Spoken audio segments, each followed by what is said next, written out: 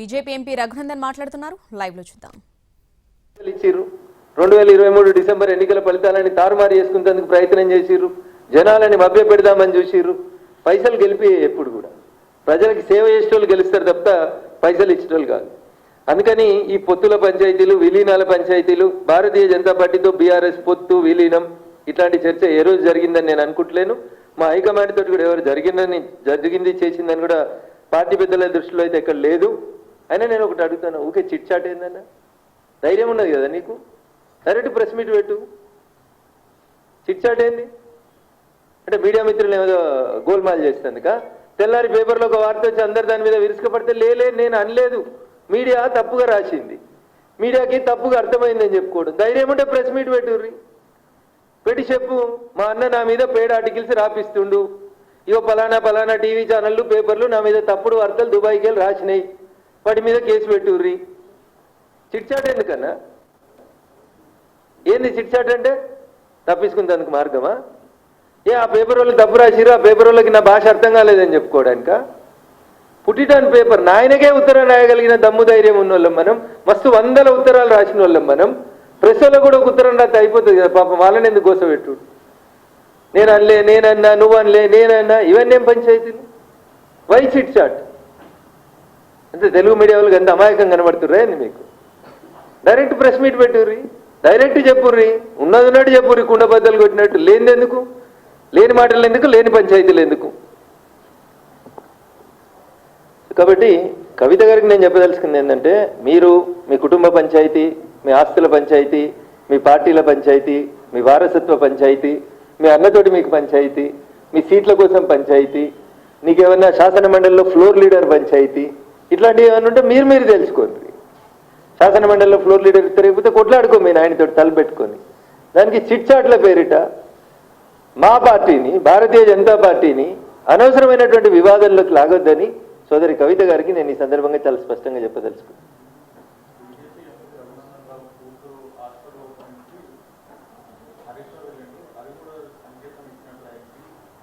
మరి ఆ రోజు హరీష్ రావుని ఎందుకు సస్పెండ్ చేయలేదు? నాట్ ఓన్లీ హరీష్ రావు, తలసాని శ్రీనివాస్ యాదవ్ గారు వచ్చారు, మాగంటి గోపీనాథ్ గారు వచ్చిండ్రు, ఆ ఏరియాలో ఉన్నటువంటి చాలా మంది వచ్చారు. ఆయన ఆరోగ్య శాఖ మంత్రిగా ఒక దవాఖానా ఓపెనింగ్కి వచ్చిండు. మీకున్న ఇబ్బంది ఏంది? ఒకవేళ హరీష్ రావు గారు బీజేపీ కోవర్ట్ అని మీకు అనిపిస్తే తెల్లారి ఎందుకు తీసేయలేదు క్యాబినెట్లోకి వెళ్ళి? ఒక బీసీ బిడ్డ ఈటల రాజేందర్ గారిని రాత్రి తీసేసిండు కదా మీ నాయన. మరి హరీష్ రావు అనేటైనా బీజేపీ కోవర్ట్ అనేది మా చెల్లి అభిప్రాయం అయితే, రఘునందన్ రావు కూతురు హాస్పిటల్ ఓపెన్ చేయడమే కవితమ్మ కడుపు నొప్పి అయితే, తెల్లారే ఉద్యోగులకి వెళ్ళి తీసేయనుంటి హరీష్ రావుని. ఆ రోజైతే మీ నాయన నీ మాట విన్నాడు కదా. అందుకని నేనేమంటున్నా, ఈ చిట్లు చాట్లు ఎందుకన్నా, ఇవి నేమి డైరెక్ట్గా నేమ్ పెట్టి చెప్పు. ధైర్యం లేకపోవడం, నేను మాట్లాడుతున్నా కదా, పేరు పెట్టి మాట్లాడుతున్నా, నేను ఊరు పెట్టి మాట్లాడుతున్నా, నేను అధికారికంగా ఆఫీస్ పెట్టు, లేకపోతే బషీర్బాగ్లో ప్రెస్ క్లబ్లో తీసుకో, ప్రెస్ క్లబ్ తీసుకొని చెప్పు. అందరికీ నీ అంత గొప్పగా ఇంగ్లీష్ రాకపోతే తెలుగులో మంచిగా రాసి ఈ ప్రెస్ నోట్ రాస్తారు, నువ్వేమితే అదే రాస్తారు. వై దిస్ చిట్ చాట్ అంటున్నా.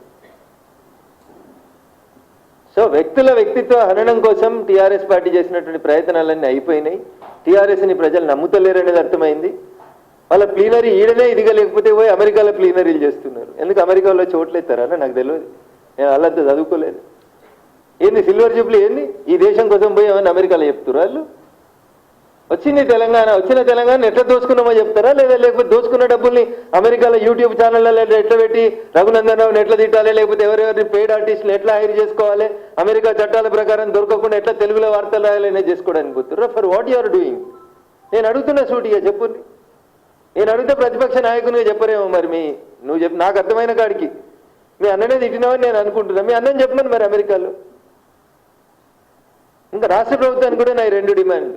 ప్రతిపక్ష నాయకులు చెప్పిండ్రో మరి మీరు సపోర్ట్ చేస్తే మాట్లాడుతుర్రో కవిత గారు నాకు తెలియదు, కానీ ఆ కవితమ్మనే చెప్తుంది ఇప్పుడు ఏమని, పెయిడ్ ఆర్టిస్టులతోటి వ్యక్తిత్వ హననం చేస్తుర్రని. ఈ పెయిడ్ ఆర్టిస్టులు ఎవరో గుర్తించడానికి గౌరవ ముఖ్యమంత్రి రేవంత్ రెడ్డి గారికి ఉన్నటువంటి ఇబ్బంది ఏముంది?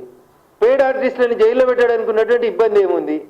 పేమెంట్ ఏ ఖాతాకి అవుతుంది, ఎవరికి అవుతుంది, ఎవరా దొంగలు, వాళ్ళ దగ్గర పైసలు ఎక్కడి? మీకు చేత కాకపోతే మాకు ఈ లిస్టు ఇన్కమ్ ట్యాక్స్ అనేది వదిలిస్తాం మేము. గట్లా దొంగ లెక్కలు ఎక్కడి, దొంగ పేమెంట్లు ఎక్కడి, దొంగ పంచాయతీలు ఎక్కడి?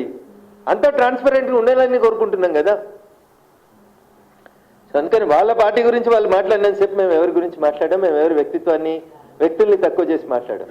కానీ భారతీయ జనతా పార్టీని తక్కువ చేసి భారతీయ జనతా పార్టీని బదనాం చేసి మా క్యాడర్లో కన్ఫ్యూజన్ క్రియేట్ చేయాలనేటువంటి ప్రయత్నం చేస్తూ ఉన్నప్పుడు మేము చాలా స్పష్టంగా చెప్పదలుచుకున్నాం.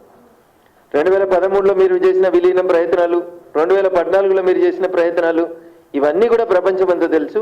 భారతీయ జనతా పార్టీ బీఆర్ఎస్ కలిసి పనిచేసిన అనేది ఈ రోజు దాకా వాళ్ళు పుట్టిన 25 ఏళ్లలో ఎన్నడూ జరగలేదు. నాకున్నటువంటి అంచనా, నాకున్నటువంటి అవగాహన మేరకు భవిష్యత్తులో కూడా అట్లాంటి స్కోప్ లేదని నేను అనుకుంటా ఉన్నా. కాబట్టి లేని దాని గురించి మా క్యాడర్ని, మా కార్యకర్తల్ని కన్ఫ్యూజ్ చేసి మీరు ఏది పడితే అది తిరిగి పేపర్లలో మాకు జాగ రావాలి, పేపర్లో మీకెందుకు జాగ వస్తుంది? జనం గుండెలనే మీకు జాగలేదు కదా, జనమే వద్దనుకున్నారు కదా మీరు. జనం గెలిపేయాలనుకుంటే మిమ్మల్ని గెలిపిద్దరు కదా ఎంపీగా. జనం గుండెల్లో జాగలేదు, పరపతి పోయింది, గౌరవం పోయింది, వాళ్ళ నాయన భాషలో చెప్పాలంటే ఇజ్జత్ పోయింది. ఇన్ని పోయినాయి కాబట్టి వాటిని తెచ్చుకునేందుకు మళ్ళీ జాగ కోసం కొట్లాడ తప్పితే ఇదేముందన్న.